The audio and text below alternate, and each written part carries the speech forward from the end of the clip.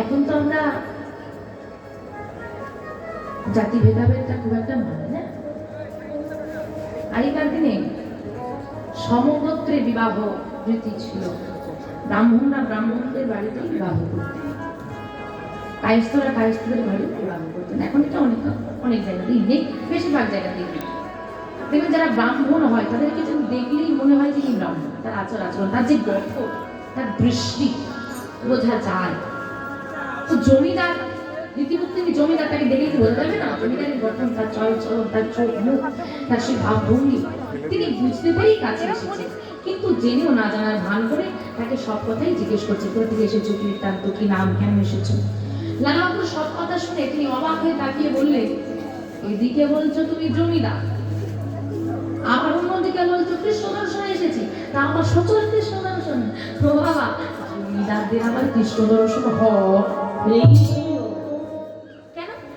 হয় না বুঝি? না না না, আমি ওটা বলতে চাই, হয়, কিন্তু জমিদাররা তো সারাদিন ব্যস্ত, অনেক কাজ কাজে, তা ভজন সাধন করলে তো ভগবানকে পাওয়া যায়, সে ভজন সাধন করবে কখন? এই জন্যই তো আমি জমিদারি ছেড়ে এসেছি বাবা, চিরতরে জমিদারি ছেড়ে এসেছি। এই জন্যই তো বলে সম্পত্তির প্রতি আসক্তি সবার থাকে, তবে বহু জন্মে থাকিলে সৌভাগ্য, বিষয় ছাড়িয়া হয় বৈরাগ্য। বৈরাগ্য সবার জীবনে আসে না।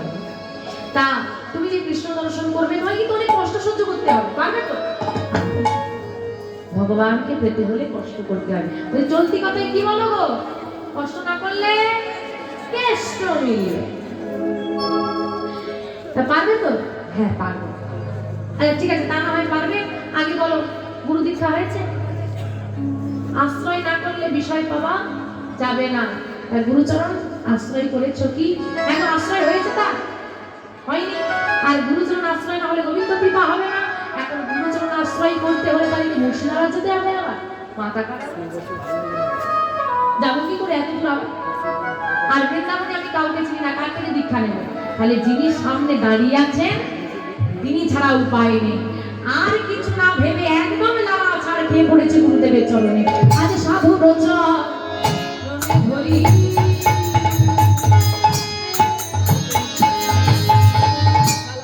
কহে লালা কৃপা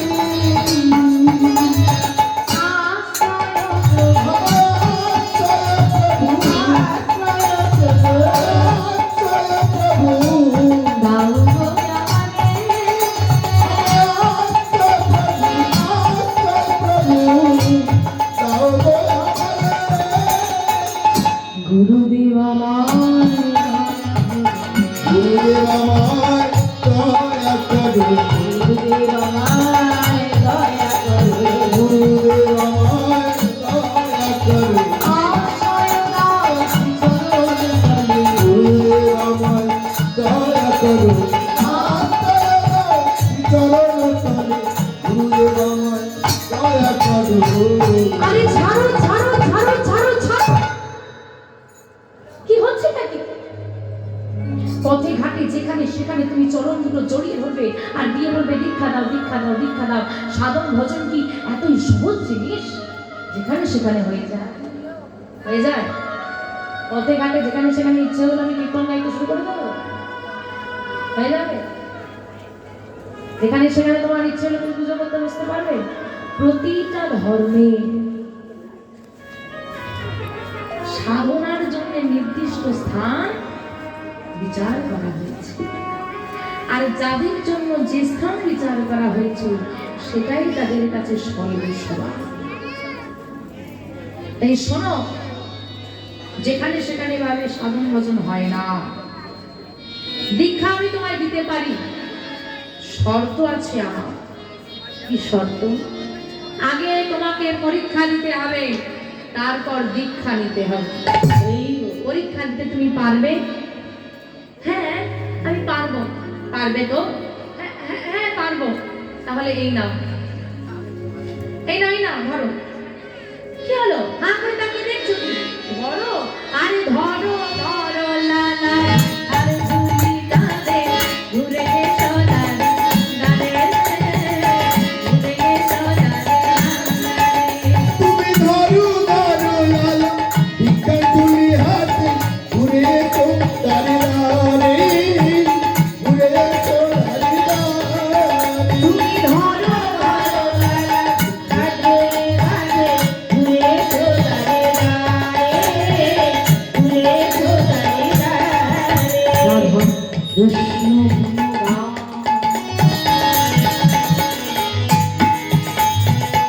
যেখানে গেলাম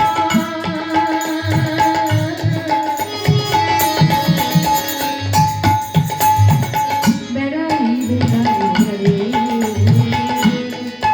মুখে রাধা কৃষ্ণের গুণগান, ভিক্ষা মেঘে না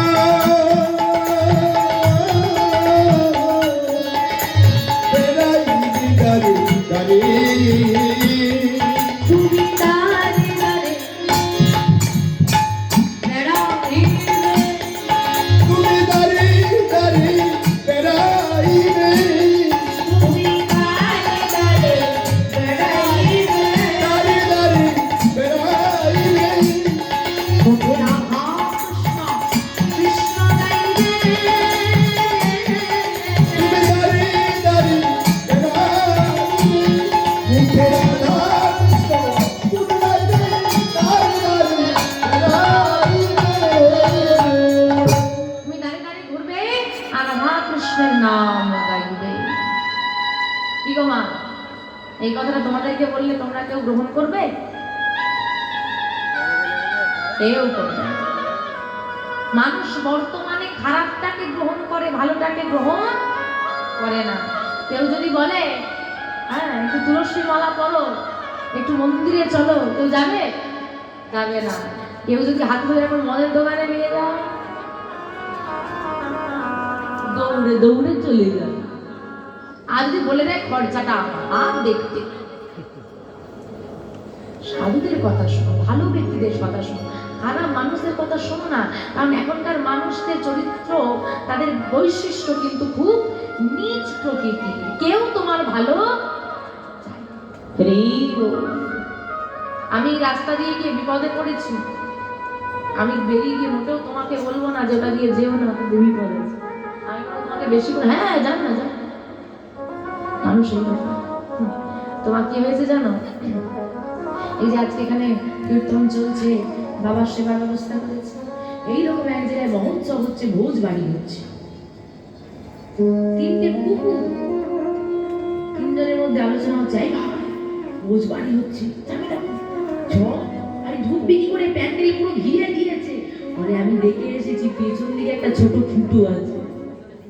সে কি রে? চো দেখি। 3 জনকে দেখতে একরকম, তিনটে কুকুর, তারা তিনজনে বন্ধু এসে বলছে কুকুরটা খুব ছোট তো রে। বলে আরে ও ঢুকে যেতে হবে, এখন রোজ বাড়ি ভালো মন্দ খাওয়াচ্ছে, আগে কে যাবে? তা নিয়ে তর্ক বিতর্ক। তাদের মধ্যে একটু একজন মোটা ছিল, সে বলছে আমি যদি ঢুকে যাই তাহলে কোনটা একটু বড় হবে, একটু মোটা আছে, তাই ঢুকতে কষ্টটা কম হবে, তা আমি আগে যাই। হ্যাঁ তাহলে তুই যা, তাহলে একটু দূরে গিয়ে দাঁড়া। দূরে গিয়ে দুই বন্ধু দাঁড়িয়ে আছে, সেবার ভোজ বাড়িতে ঢুকে পড়েছে। এখন দেখতে পাবো ভোজ বাড়িতে সবসময় যেখানে অনেক লোকের আয়োজন হয় সেখানে সবসময় জল ফোটে, কেন বলেন তো? গরম জল ফুটতে থাকে সবসময়, কেন? কম পড়লে তাড়াতাড়ি কোনো তাড়াতাড়ি তৈরি হয়। তো যেরা কুকুর ঢুকেছে, তো যাই যেমন কি করেছে, ওই গরম জল হচ্ছে হাতে করে তুলে তার গায়ে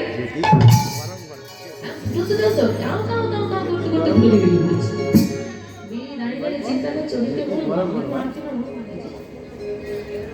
তার ছুটে এসেছে, কি রে ভাই, কি রে ভাই, কি হলো? আর বলিস না, যেতেই একদম গরম গরম। সে কি বলিস রে? বলে হ্যাঁ রে, যা যা যা যাও বলছিস। বলে এবার দুজনের মধ্যে ঝগড়া লেগেছে, কে আগে? বলে যে হোক যা, তাড়াতাড়ি যা, বেশি দেরি করলে পাবি না। বাকি দুজন এসে দাঁড়িয়ে আছে দূরে, দ্বিতীয় জন ঢুকেছে, দুজনকে তিনজনকে দেখতে একদম জলটা ফিরলাম, তাও বেটা আবার এসেছিস। একদম জ্বলন্ত কাঠটা বের করে পিঠে, সেও চিৎকার করতে করতে ফুটনি বেরিয়ে পড়েছে। যাদের দুজনের হয়ে গেছে তারা তো বুঝেছে ব্যাপারটা কি। এ ওকে আশা করছে, কি রে সেই সাথে করে দিচ্ছে আমার দুজন কিছু বল। কি রে ভাই, সে ছুটে এসেছে যে এখনো যায়নি, তার তো কৌতূহল হবে না। কি রে কি রে? বলে আর বলিস না, যেতে যেতে একদম হাতে গরম, হাতে গরম দিয়েছে। যাও বলছিস? বলে যাবি না, মানে তাড়াতাড়ি যা। এইবার তৃতীয় জন যখন ঢুকেছে, এবার মন পূজাই ঠাকুরের কি করবে? এতবার তোকে করলাম, তুই আবার এসেছিস? একবারে বাঁধ দেখি ওকে, বারবার আসছে, বেঁধে না বোঝানি সেই বলে যা, এখন বেঁধে ঘুম মেরেছে। এবার এরা তো চিন্তা করছে, কি পালিয়ে যাবো নাকি অনেকক্ষণ পর খুব মারার পর ছেড়ে দিয়েছে, বলছে এত মেরেছি ও আসবে। সে বেরিয়ে এসেছে, কি ভাই কি হলো, কি হলো? তোদেরকে তো দিয়ে ছেড়ে দিয়েছে, আমাকে এত ভালোবাসা দিয়েছিল, ছাড়তেই চাইছে না। নিতাই বলল আমাকে তো ছাড়তেই চাইছে। মানুষ এই রকমই হয়। কেউ তুলসীর মালা করলে পেছনে গিয়ে কাটি করবে, ইস এই বয়সে মালা পরে, আর তুমি কি করো? ওই কথাটা শুনে লজ্জা পেয়ে ফিরে রেখে দাও। অল্প বয়সে কেউ মন্দিরে গেলে তাকে বলে এই বয়স থেকে কেন ভজন সাধনা করতে চলে গেছে, এই বলছে এই বয়সে বাবা হয়ে যাচ্ছে, ধর্মের মধ্যে চলে যাচ্ছিস বলে। আর তুমি তার কথা শুনে লজ্জা পেয়ে দূরে সরে যাও, কেন বাবা? তুমি তার খাও না, তুমি তার করো। বলো দেখি তোমার পাপের ভাগ নিতে, পাপ হাতে ধরে পাপের পথে নিয়ে যাবে অনেকে, কিন্তু সেই পাপের ভাগ কেউ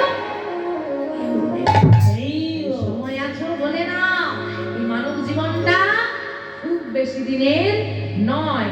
তুমি যে ভাবছো অনেক সময় আছে, মোটেও অত সময় আমাদের হাতে নেই। ঘুমোতে খেতেই দিন চলে যায়। তাই বলছে কৃষ্ণ নামে বলো ভাই, এই জনম বৃথা যায়, এই জনম দুদিনে কার কৃষ্ণ নাম বলো ভাই, জনম বৃথা যায়,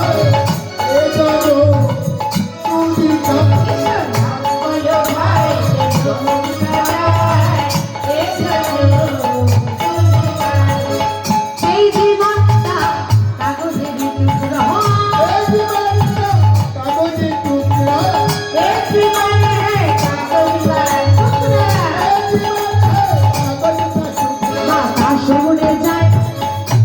এই জীবনটা কিসের টুকরো? কাগজের টুকরো। আমি বলছি আর তোমরা খুব হাততালি দিয়ে শুনছো, ভালো লাগছে? তোমাকে কাগজের টুকরো বলছি যে ওই কাগজের টুকরোটা কত যত্নে ছিল। এই যে প্যাকেটটা পড়ে আছে, কুরকুরের প্যাকেট, এও যখন দোকানে ছিল রোজ দোকানদার ঝাড় পোছ,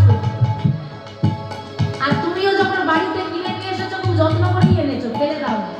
এখন তার কাজ শেষ, তাই ফেলে দিয়েছো। ততটুকু ওর মধ্যে কুরকুরে ছিল বলে তো যত্ন ছিল, শেষ হয়ে গেছে, ফেলে দিয়েছে। যতদিন তোমাকে প্রয়োজন হবে ততদিন তোমার যত্ন হবে। যতদিন তুমি এই সংসারে অর্থ দিতে পারবে ততদিন তোমার যত্ন আছে। বাবা কেমন আছো, দাদা কেমন আছো? অর্থ দিতে না পারলে ওই বুড়োটা মরেও না, জ্বালাতেও চায়। মা যতদিন সংসারে কাজ করতে পারবে ততদিন মাকে বাড়িতে প্রয়োজন। মা বৃদ্ধ হয়ে গেলে কর্ম করতে না পারলে বৃদ্ধাশ্রমের ঠিকানাটা ভাই একটু জোগাড় করে দিস। আর আমাদের জীবন বাবা এইরকমই, আজ এখানে আছি, হাওয়া লাগলে কাল কোন দিকে চলে যাব কেউ জানি না।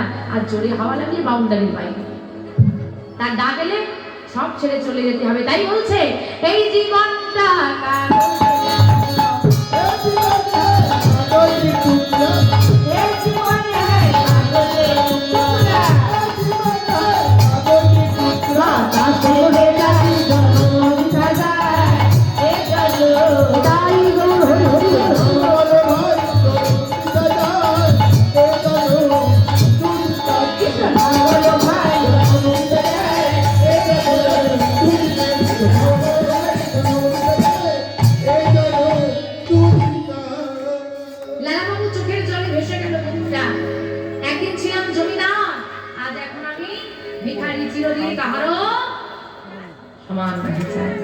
ভিক্ষা করতে করতে লালাবাবু ভিক্ষা করে খায়, কোন মন্দিরে মন্দিরে প্রসাদ পায়, কতটুকু করেই বা পাবে। গুরুদেবের নির্দেশ, ভিক্ষা করে মন্দিরে দান করে মন্দির থেকে প্রসাদ পায়। দেখতে দেখতে জমিদারের সুখান দিয়ে বর্ণ হয়ে গেছে, চুলদাড়িতে মুখ ভরে গেছে, গায়ে নোংরা জমে গেছে, দুর্গন্ধ ছেড়ে দিয়েছে, হ্যাঁ পরনের পোশাক ছিঁড়ে গেছে। এদিকে লালাবাবুর পুত্র নাম কি ছিল নারায়ণ, বড় হয়ে বাবার খোঁজ শুরু করেছিল। বাবাকে খুঁজতে খুঁজতে সুমতির কাছ থেকে খবর পেয়েছে বাবা নাকি বৃন্দাবনে আছে। তাই সে তার মাকে নিয়ে মানে কাত্যায়নী দেবীকে নিয়ে বৃন্দাবনে চলে এসেছে। এদিকে ছেলে অনেক খোঁজাখুঁজি করেও বাবার কোনো খোঁজ পেল না। অবশেষ মায়ের এবং ছেলের সিদ্ধান্ত আমরা ফিরে যাব। কিন্তু ফিরে যাওয়ার সিদ্ধান্ত নিয়েছেন এমন সময় লালাবাবুকে তো কেউ চিনতে পারছে না। কাত্যায়নী দেবী মানে নিজের স্ত্রীকে তিনি চিনতে পেরেছেন। দেখা হয়ে গেছে, পরিচয় হয়েছে, চরণ ধরে স্ত্রী কাঁদছে, পুত্র পিতাকে আলিঙ্গন করে কাঁদছে, তুমি ফিরে চলো বাবা, যা হয়েছে হয়েছে, কেন তুমি এসেছো, কোন সুখে এসেছো। কিন্তু লালাবাবুর এক কথা, যে বিষয় বাসনায় আমি আগুন দিয়েছি আমি আর সেখানে অনেক কেঁদে যখন পিতাকে ফিরাতে পারলো না ছেলে, করজোড়ে বলল বেশ, ফিরবেই না যখন একটা অনুমতি আমায় তুমি দাও বাবা। কি অনুমতি? এই বৃন্দাবনে আমি একটা মন্দির তৈরি করে দিতে চাই। চলে যাবেন আজ বৃন্দাবনে সেই মন্দির, সেই 250 বছরের মন্দির, আজও সেখানে সে মন্দির রয়েছে, যে মন্দিরের বর্তমান নাম হয়েছে লালাবাবুর মন্দির। শুধু মন্দির নয়, মন্দিরে প্রবেশ করতে হলে ডান দিকে দেখবেন লালাবাবুর সমাধি আজও আছে, গল্প নয়। আমাদের বিশ্বাস নেই বলে গল্পের মতো শুনি আর ভুলে যাই। যাক, বিগ্রহ স্থাপনা হলো, রাধা মাধবের বিগ্রহ, এখন সেই বিগ্রহই আছে, মন্দির হলো, বিগ্রহ হলো, কিন্তু নিজে হাতে লালাবাবু সেবা দিতে পারেন না। কেন পারেন না? কেন? দীক্ষা হয়নি তো, তাই তো দিতে পারছে না। দীক্ষা না হলে তো সেবা কাজ করা যায় না, কারো হাতে ধরেই তো তোমাকে যেতে হবে।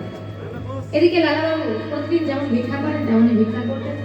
আর ভিক্ষা করে আজকে তার মনে সাধ, বৃন্দাবনের সব মন্দিরে প্রসাদ পেয়েছি, একটি মন্দির বাকি আছে। শুনেছি এই গিরি গোবর্ধনধারী মন্দির, মানে পাহাড়ের উপরে যে মন্দিরটা, গিরি গোবর্ধনধারী মন্দিরের নাকি প্রসাদ খুব সুস্বাদু হয়। ওই প্রসাদটা কোনোদিন পাইনি, আজ সেবা করব।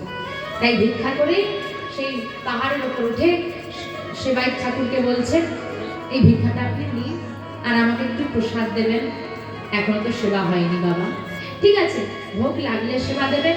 আমি ওই দূরে গুহায় গিয়ে বসলাম, আপনার সময় হলে ভোগ লাগলে আমাকে একটু ডেকে দেবেন, আমি সে প্রসাদটা নিয়ে যাব। আমার নাম লালা।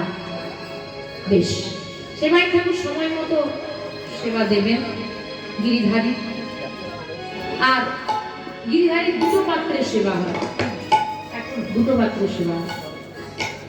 একটা পাত্র ভক্তদের জন্য, সবার জন্য, আরেকটি পাত্র যেটা একদম গিরিধারীর একনিষ্ঠ প্রসাদ, যেটা শুধুমাত্র এই মন্দিরে যারা কর্মকর্তারা রয়েছে তারা সেবা করে, একদম একনিষ্ঠ প্রসাদ। আর একটা এমনি ভোগ দেখানো হয় যেটা ভক্তদেরকে দেওয়া হয়। তো তিনি এইরূপ সেবা দিচ্ছেন। অন্যদিকে লালাবাবু সেই গুহায় বসে বসে নয়ন জলে বুক ভাসাচ্ছে আর গোবিন্দের নাম গাইছে। ভজনী তাই গো রাধেশ্যাম জপ হরে কৃষ্ণ হরে রাম ভজনী তাই গো রাধেশ্যাম জপ হরে কৃষ্ণ হরে রাম ভজনী তাই গো রাধেশ্যাম জপ হরে কৃষ্ণ হরে রাম ভজনী তাই গো রাধেশ্যাম জপ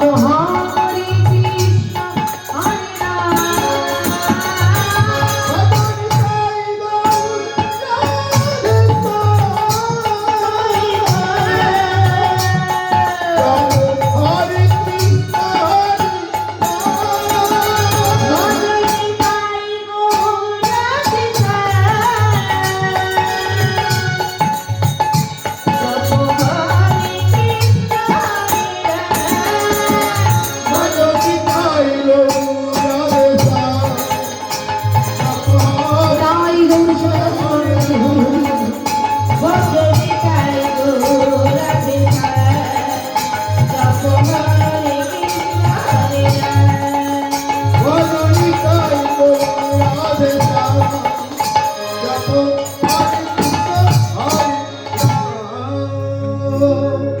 ভোগ লেগেছে বুঝলে তাহলে এবার কি করতে হবে লালাকে ডাকতে হবে অদ্ভুত একটা বিষয় মন্দিরে আজ কোনো ভক্তই আসে তিনি চিন্তা করলেন যাক কোনো কারণে হয়তো আসেনি কোনোদিন আসে যাক একজন তো ভক্ত বসে আছে তাহলে তাকে ডেকে প্রসাদটা দিয়ে দিই এখন লালা বলে চিৎকার করে ডাকতে যাবে হঠাৎ একটা বজ্রপাত হয়েছে সঙ্গে সঙ্গে শুরু হলো প্রবল বেগে ঝড় কত জলায় নামলো বৃষ্টি চিৎকার করে ঠাকুর ডাক দিল লালা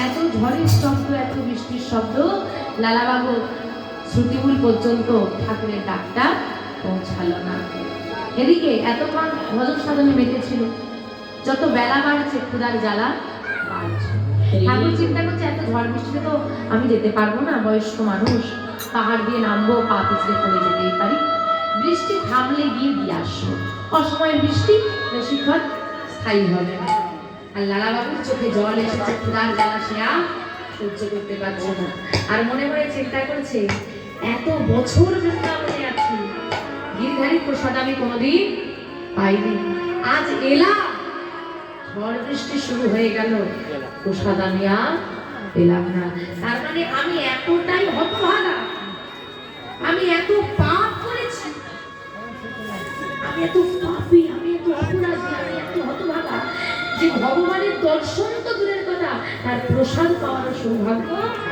আমার নেই। এই কথা চিন্তা করে লালা বসে বসে কাঁদছে হঠাৎ গুহার পাশে কেউ দাঁড়িয়ে আছে আর তার হাতটা গুহার দিকে বেরিয়ে এসেছে সে চিৎকার করে বলে উঠলো লালা ভিজে গেলাম তাড়াতাড়ি প্রসাদটা ধরে নাও কথাটা শোনা মাত্র চোখ তুলে লালা বাবু কি কে দেখছেন গুহার পাশ থেকে দাঁড়িয়ে কেউ হাতটা বাড়িয়ে দিয়েছে প্রসাদের থালাটা হাতে আছে তিনি চিন্তা করলেন আরে পুরোহিত ঠাকুর ভিজতে ভিজতে আমার চলে প্রসাদ এনেছে তা উনি যখন ভিজেই গেছে আমার গুহা থেকে বাইরে বেরিয়ে কোনো লাভ নেই উনি প্রসাদটা যখন এনেই দিয়েছেন ওই প্রসাদ পেয়ে গেছে আর কি চাই পরম আনন্দে প্রসাদটা থেকে ধরে নিলেন প্রসাদটা সেবা করলেন বৃষ্টি চলে পাত্রটাকে ধৌত করলেন গুহায় রেখে দিয়ে মনে মনে চিন্তা করছে বৃষ্টি থামলে পাত্রটা ফেরত দিয়ে আসবো চিন্তা করছে বৃষ্টি থামলে প্রসাদটা আমি দিতে কিছুক্ষণের মধ্যেই যেই না বৃষ্টি থামলো সেবাই ঠাকুর বিলম্ব না করে তাড়াতাড়ি করে প্রসাদের থালাটা নিয়ে লালাকে দিতে আসছে লক্ষ্য করলেন আগে বলেছি কটা পাত্রের সেবা হয় একটা আছে একটা নেই যেটা ভগবানের একনিষ্ঠ প্রসাদ সেই পাত্রটা নেই ও না বলা যায় না, বয়স হয়েছে, আর বয়স হলে কি হয়, স্মৃতিশক্তি কম হয়ে যায়, প্রশ্ন হয়তো তৈরি আজকে একটা যা হয়েছে প্রসাদ দিয়ে আসি, ছেলেটা বসে গেছে। মন্দিরের দরজাটা বন্ধ করে উনি ধীরে ধীরে নেমে গুহার দিকে আসছেন, আর লালাবাবু গুহা থেকে বেরিয়ে পড়েছেন পাত্রটা নিয়ে ফেরত দিতে যাবেন। আরে ঠাকুর, আপনি আমার কষ্ট করে আসতে গেলেন কেন? আমি তো আপনার কাছে যাচ্ছিলাম। না বাবা, আসলে আমারই দোষ, দেরি হয়ে গেল প্রসাদটা দিতে, বৃষ্টির জন্য আসতে পারেনি। নাও প্রসাদটা নাও। প্রসাদ? আমি প্রসাদ পেয়ে নিয়েছি, আর আমার লাগবে না। পুরোহিত ঠাকুর মনে মনে চিন্তা করলেন, দিতে দেরি হয়েছে বলে বুঝি অভিমান হয়ে গেছে, নিতে চাইছেন। ও বাবা, তোমার তো অভিমান করার কারণ আছে, কিন্তু বয়স হয়েছে না, তো বৃষ্টিতে ভিজে ভিজে আসতে পারিনি গো, আর কত চিৎকার করলাম, বৃষ্টি তোমরা শুনতে পাওনি, যাকে যা হয়েছে হয়েছে, অভিমান আমার উপর, প্রসাদের উপর নয়, না প্রসাদ জানো। ঠাকুর, আমার সঙ্গে এমন করবেন না, আমার গুরুর নির্দেশ আছে, আমি একবারই সেবা করি, আর আপনি তো একটু আগে বৃষ্টিতে ভিজে ভিজে আমাকে প্রসাদটা দিয়ে গেলেন। লালা, এটা বৃন্দাবন, এখানে দাঁড়িয়ে তুমি একজন বৈষ্ণবকে অপমান করতে পারো না। আমি আপনাকে অপমান করছি না, অপমান করছি নাকি আমি মিথ্যে কথা বলছি? না না না না, আপনি মিথ্যে বলছেন না, কিন্তু আমিও তো মিথ্যে বলছি না। কি প্রমাণ আছে তোমার কাছে? এই দেখুন, এই পাত্রে করে আপনি আমাকে প্রসাদ দিয়ে গেছেন। দাদা, এই পাত্র তুমি কোথায় পেয়েছো? কতবার বলবো ঠাকুর, এই পাত্রে করে একটু আগে আপনি প্রসাদ দিয়ে গেছেন।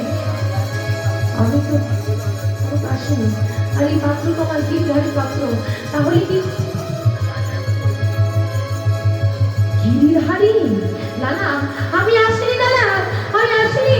তোমার এত সৌভাগ্য, আমি ছোটবেলা থেকে গিরিধারীকে সেবা দিয়ে যা পেলাম না, তুমি একদিন ভিক্ষা করে এনে সেই বস্তু পেয়েছো, তুমি গিরিধারীর দর্শন পেয়েছো। এটাই গৌর হরি হরি। কি বলছেন আপনি? কি গিরিধারী দর্শন, কি পেয়েছি? আমি তো কিছু বুঝতে পারছি না। আমি আসলে লালা, তোমাকে প্রসাদ দিতে আমার মন্দিরে গিরিধারী এসেছিল।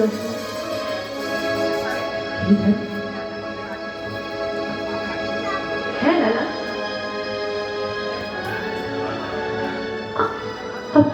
আপনি সত্যি বলছেন? সত্যি বলছি লালা। তার মানে যার হাত থেকে আমি প্রসাদটা ধরলাম উনি গিরিধারী ছিলেন।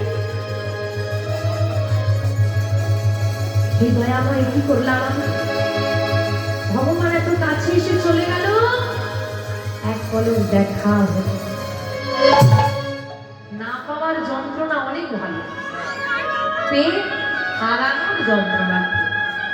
যে মায়ের সন্তান নাই নাই নাই একটা কষ্ট, কিন্তু যে পেয়ে হারিয়ে দেয় সে কষ্ট সহ্য করা যায় না। লালাবাবু পাগলের মতো হয়ে গেলেন কথাটা শুনে। কেন দর্শন হলো না? কেন দর্শন হলো না? কেন দর্শন হলো না? মাদের মতো বৃন্দাবনের পথে পথে ছুটে বেড়াচ্ছে। গুরুদেব, গুরুদেবী কানে আমাকে বলে দিতে সঠিক পথ। গুরুদেব, গুরুদেব,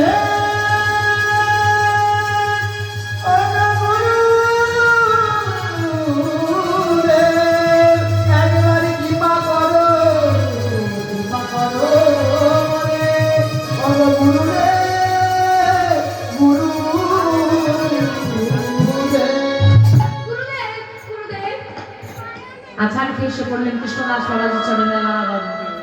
লালাবাবু কাঁদছেন, গড়াগড়ি দিচ্ছেন গুরুদেবের চরণ ধরে। আর গুরুদেব একটা, তিনি ধ্যানমগ্ন ছিলেন, নয়নটা উন্মোচন করে হাসতে হাসতে বললেন, কি দর্শন হলো না?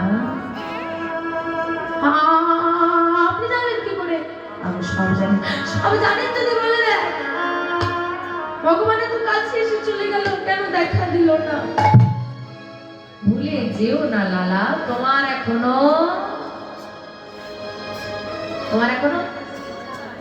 দীক্ষাটাই তো হবে। আরে বাবা, চারা লাগালে তো গাছ হবে, তোমার তো চারাই লাগানো হয়নি, গাছ হবে। দীক্ষাই তো হয়, কেন হলো না? ভুলে যেও না লালা, আমি আগেই বলেছি, আগে পরীক্ষা তারপর। পরীক্ষা তো আমি দিয়েছি। দিয়েছো তুমি, উত্তীর্ণ তো তুমি হতে পারো কেন? তোমাকে বলেছিলাম দাঁড়িয়ে দাঁড়িয়ে ভিক্ষা করতে, করেছো? হ্যাঁ করেছি। একটা দরজা তো এখনো বাকি রয়ে গেছে লালা, সেই দরজায় তো তুমি যাও। কোন দরজা?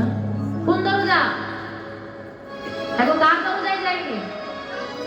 জগৎ সেটের দরজা না?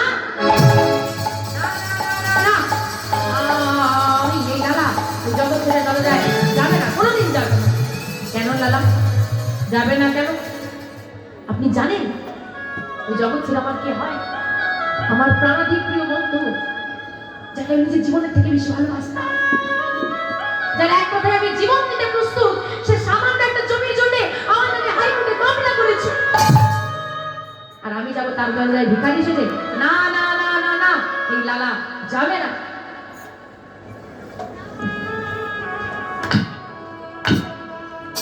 বাহ লালা বাহ, জগৎ সেট তোমার নামে হাইকোর্টে মামলা করেছে?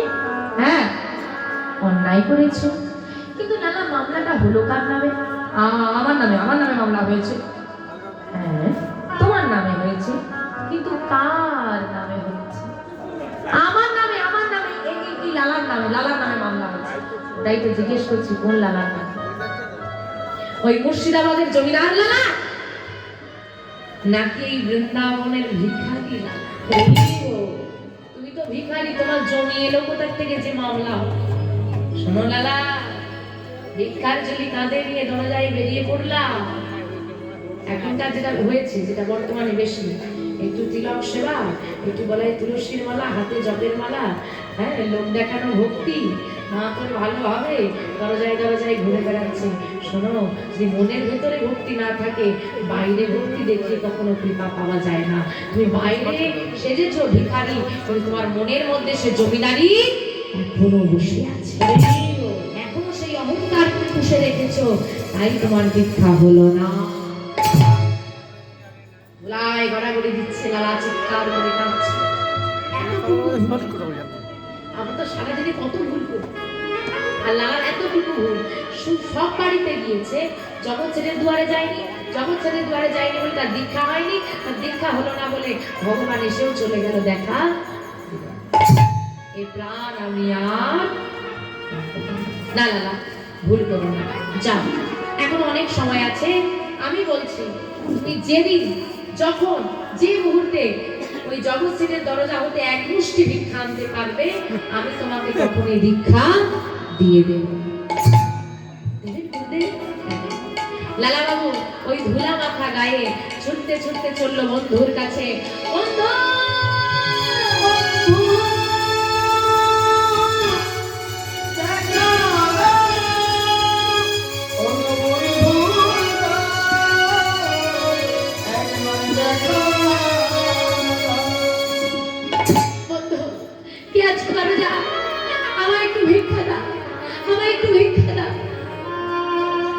নারী বলে উঠলো, ভিক্ষা চাস?